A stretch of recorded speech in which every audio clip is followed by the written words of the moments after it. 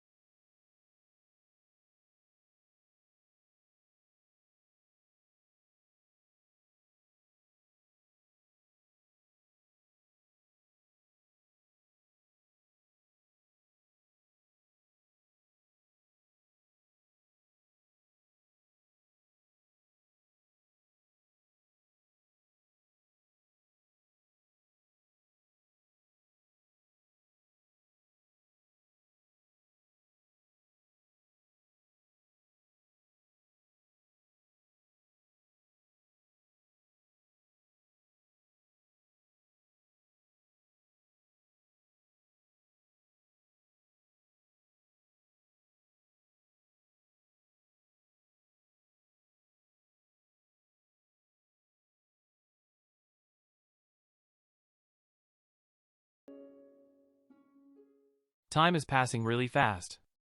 I closed the cycle of death and birth of characters so that I could shoot videos. The characters were not affected by the time jump. We don't need to study the characters. Now we will examine the lands and kings of all the kings in turn.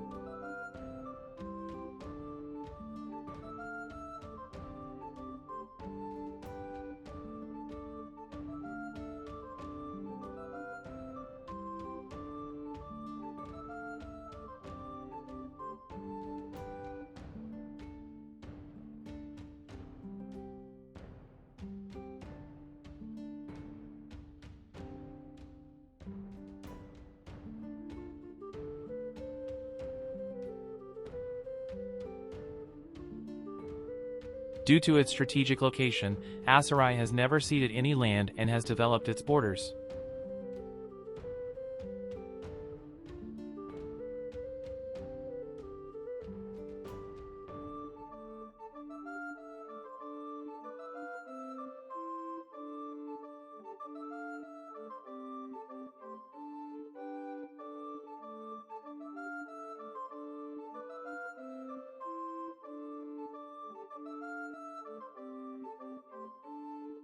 The king of Landia has almost as much land as the Calradian Empire, where he once served as a mercenary.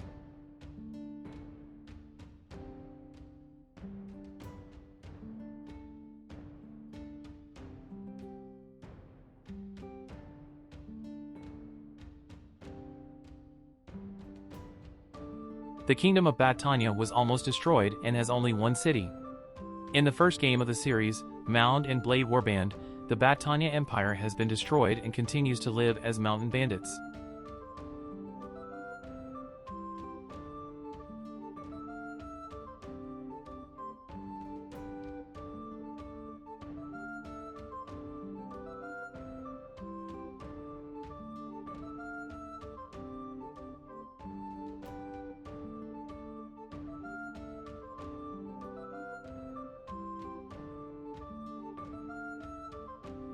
The territory of the Kingdom of Sturgia was divided into two parts by the Kingdom of Landia.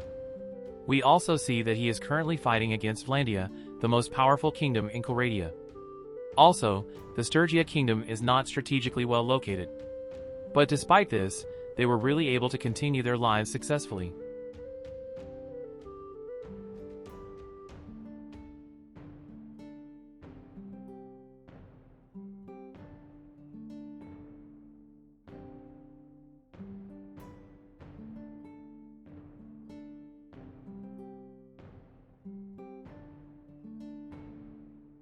The Khazate Khanate is about to collapse in a way that I never expected.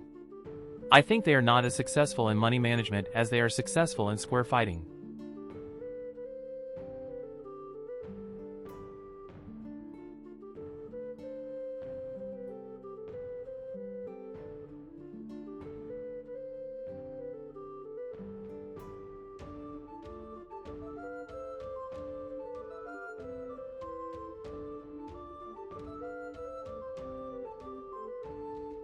Now we will examine the imperial territory, which is divided into three parts in turn.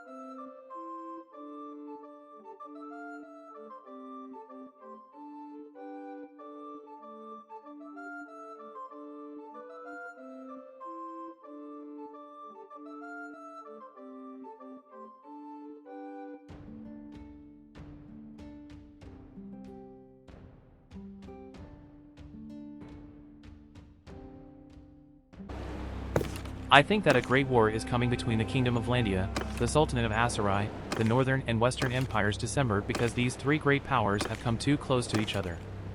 I think the Vlandi Kingdom will be defeated in a possible war because there is the Sturgia Kingdom above and the Aserai Sultanate below.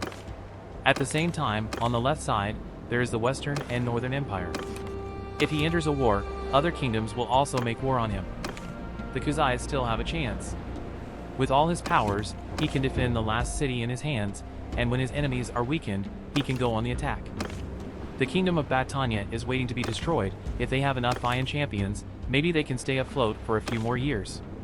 The Southern Empire was overshadowed by the Western and Northern Empire. There is not much change in the number of clans of the kingdoms.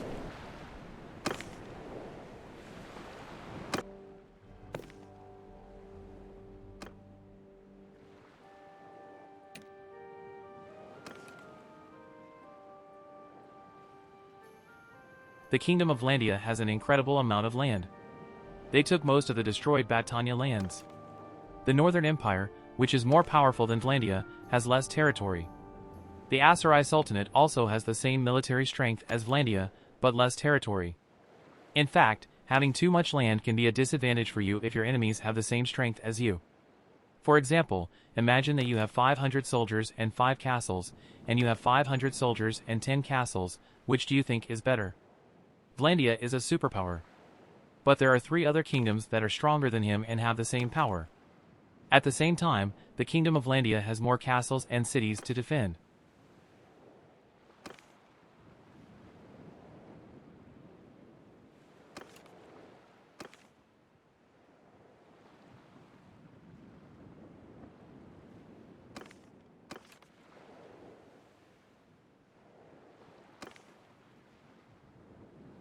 We will check the strength and level of all clans in the lands of Calradia.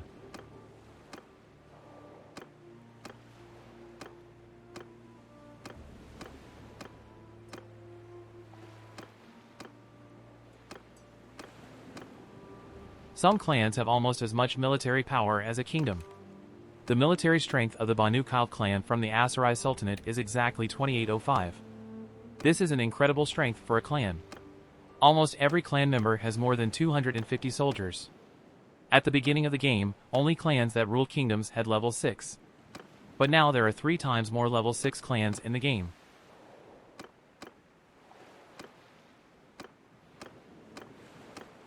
And finally, we will check the degrees of wealth of the kings in Calradia.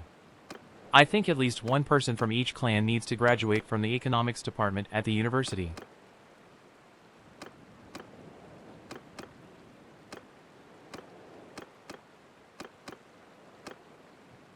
Hey you, yes you.